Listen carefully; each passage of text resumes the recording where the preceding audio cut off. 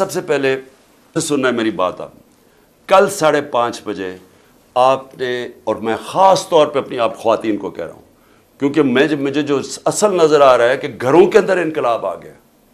हमारी ख़वातीन समझ बैठी हैं कि मुल्क तबाही की तरफ जा रहा है, और शायद क्योंकि उनका घर का वो देख रही है कि कितने पैसे में कितना सौदा आता है। वो एक तो वो तबाही एक साल में जो हुआ है, लेकिन वैसे भी इनकलाब हमेशा यूथ और ख़वातीन लेके आती हैं।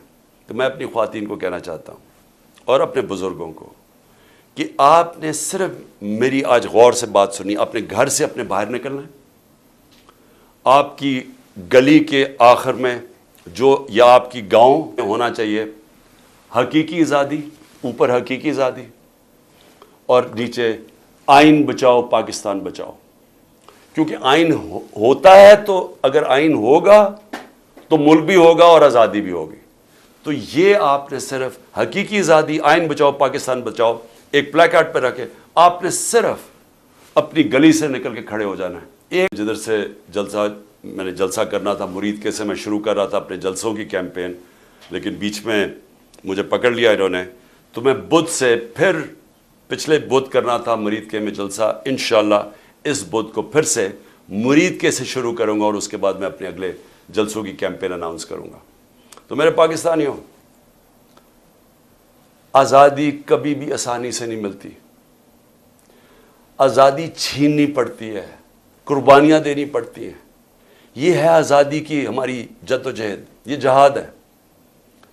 मैं ये चाहता हूँ कि एक तो आपने कल बहुत ज़रूरी निकलना है, बताना है कि जिंदा कौम है, हम आज़ादी चाहते हैं।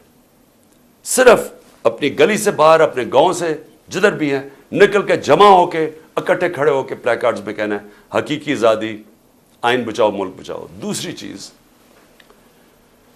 कि मैं ये अब चाहता हूँ सारों से, सबको, अब मैं सबको कह रहा हूँ, मैं सबसे पहले अपने पुलिस वालों को कह रहा हूँ कि देखिए, आगे से जो पुलिस के अफसरान हैं, इनको जब पैगाम आता है ना, वो जी चिड़ियाघर से या पारा से प्लान आ गया कि जी आपने ये करना है,